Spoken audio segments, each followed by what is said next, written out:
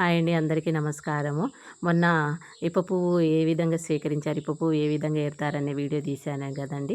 ఇప్ప పువ్వు ఏరిన తర్వాత ఏం చేస్తారనేది మళ్ళీ ఇప్పుడు ఈ వీడియోలో మీకు చూపిస్తున్నానండి.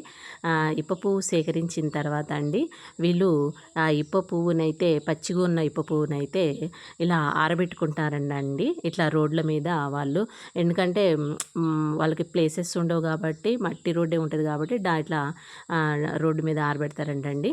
ఇగో ఇది ఇప్ప బద్ద అంట అండి. అంటే ఇప్ప పువ్వు తర్వాత ఇప్ప బద్ద వస్తుందంట అండి. దీన్ని పగలగొడతారు. ఇదేమో చేపలు, అంటే వర్షాకాలం పట్టిన చేపల్ని స్టోర్ చేసుకుంటారు. ఇట్లా ఎండబెట్టుకొని స్టోర్ చేసుకుంటారు అనమాట. పచ్చిగా ఉన్న ఇప్ప పువ్వుని ఇట్లా రోడ్డు మీద ఆరబెట్టుకుంటారండి. ప్రతి ఒక్కరు కూడా, అంటే ఎవరి ఇంటి ముందు వాళ్ళు అలా ఆ ఇప్ప పువ్వుని ఎండబెడతారంట అండి. ఎండబెట్టుకున్న తర్వాత బాగా ఎండిన తర్వాత ఆ ఇప్ప పువ్వుని సారా కాస్తారు. కొంచెం వాళ్ళు దాచుకుంటారు, కొంచెము అమ్ముతారండి. ఇట్లా ప్రతి ఒక్కరు కూడా ఎవ్వరి ఇంటి ముందు వాళ్ళు ఇట్లా ఆరబెట్టేసుకొని ఆరిన తర్వాత తీసుకొని యూజ్ చేసుకుంటారంట అండి. ఈ ఇప్ప పువ్వు అనేది మనకి ఫిబ్రవరి, మార్చి, ఏప్రిల్ వరకు వస్తుంది కదండి. ఈ 3 నెలలు కూడా ఇప్ప పువ్వు ఏరేసి ఇలా ఎండబెట్టేసుకుంటారండి. ఈ ఇప్ప పువ్వు సీజన్ అయిపోయిన తర్వాత దీని తర్వాత ఇప్ప బద్ద అనేది వస్తుందంట అండి.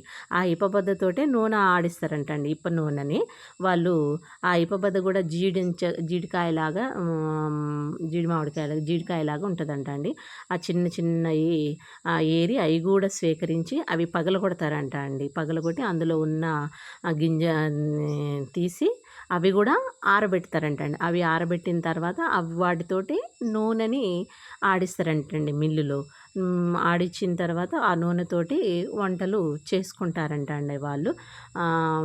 అవి చేదుగా ఉండదంట. మళ్ళీ నూనె ఆడించిన తర్వాత అందులో మళ్ళీ ఎల్లిపాయలు ఏదో వేసి మరగబెడతారంట అండి. అప్పుడు ఆ చేదు అనేది పోతుందంట అండి. అందుకే ఇగో ఇదండి ఇప్ప బద్ద అనేది.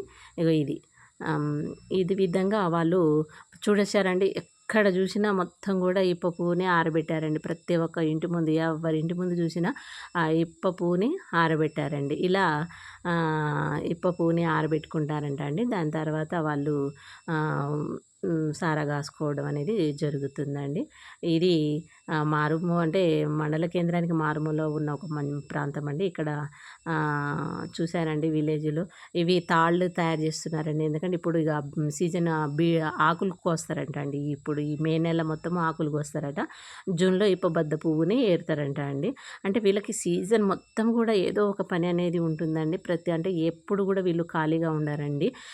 ఇప్పుడు వర్షాకాలం వచ్చిందంటే చేపలు పట్టుకుంటారు, వ్యవసాయం చేసుకుంటారు. ఒక 3 నెలలు పంట పండించుకుంటారు. దాని తర్వాత మిరపకోతలకు వెళ్తారు. మిరపకోతలు కూడా 3 నెలలు వెళ్ళేసి వచ్చేస్తారనమాట. ఇక దాని తర్వాత మళ్ళీ ఇప్ప పువ్వు స్టార్ట్ అయ్యిద్ది. దాని తర్వాత ఇప్ప బద్ద స్టార్ట్ అయ్యిద్ది. ఇట్లా వీళ్ళకి సంవత్సరం పొడవుతా కూడా పని ఉంటుంది.